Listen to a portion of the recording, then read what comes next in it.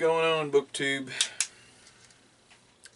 This is the Wheel of the Year tag. This is an original by Crescent Moon Reads, and I was tagged by Stephanie over at LattesAndMockingjays. Cheers, ladies. Now, if I can use the phone, we'll get with the questions. 1. Embolic. Embalk? I'm sorry. I need glasses. New beginnings, rebirth, moving into spring. What new to you book series are you anxious to start? I'm not really new to it, but I'm anxious to start the Earthsea series by Ursula K. Le Guin, because I hadn't read any Le Guin since probably the 70s when I first started getting into science fiction. So she passed away last year, and I just decided I would read that series and some of her other stuff too. 2. Austera. Perfect balance. Light coming to defeat dark. The first day of spring. Name a book with a happy ending. Thought the happy ending was a massage parlor thing, but I'm going to go with what would be considered an unconventional choice and pick Louis L'Amour, Last of the Breed. Why did I think there was a happy ending there? Because when the best go against the best, it doesn't get any better than that. So that is what occurs in this book, and it's freaking awesome.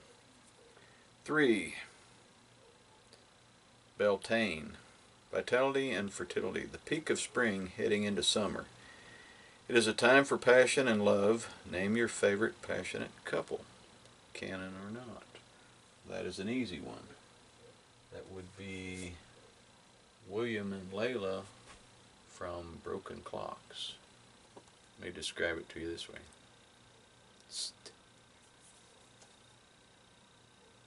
Oh yeah.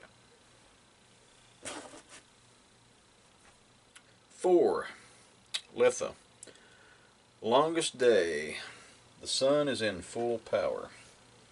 Life is full, and it is time to celebrate before we begin the descent into the dark of the wheel. What book or character makes you feel most ready to party? Do I look like somebody that would be ready to party? I mean, come on. Hey, I'm going to go with The Great Gatsby by F. Scott Fitzgerald, because partying seemed to be the thing there in the 20s with the elite.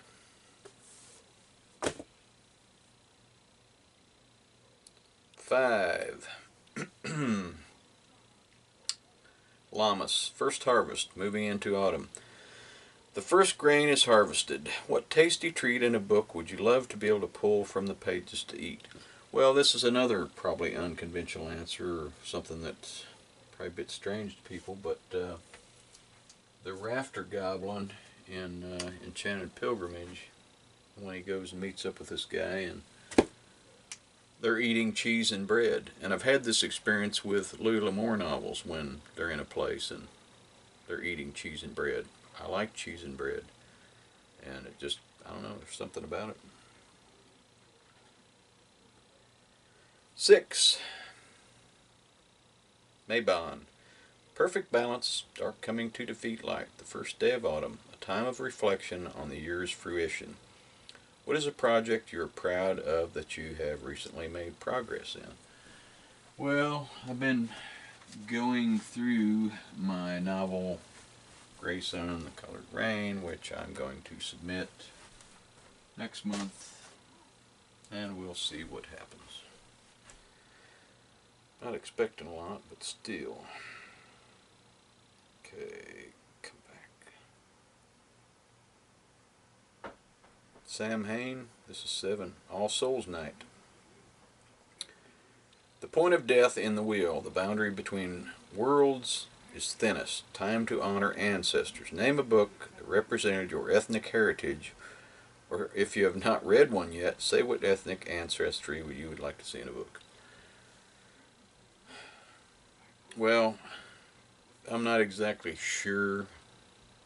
You know, I don't have positive proof. Well, I have some proof. But I've always identified with American Indians. Like I said, my uncle, who has a lot more money than I ever will, went to Salt Lake City. He went through the records, and we're descended from Delaware Indians, but I always, in the early 70s, late 60s, whenever we played Cowboys and Indians, of course I was always an Indian.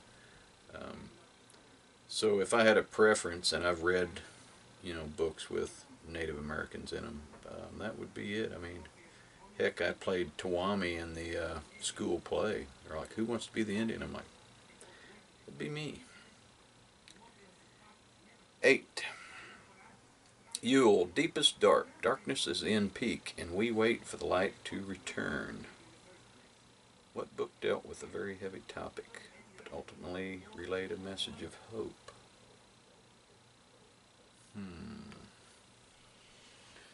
That gives me the deer in the headlights look. Oh, well. Well, I was trying to find something that I haven't mentioned recently. And that is a toughie. Well,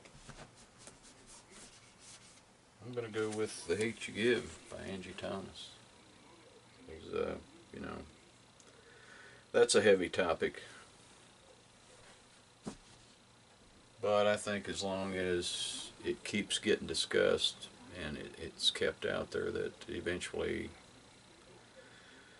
you know, we can all find a solution to what's going on. So, all right, that was it. You're stuck around this long. You're a real trooper. And I appreciate it.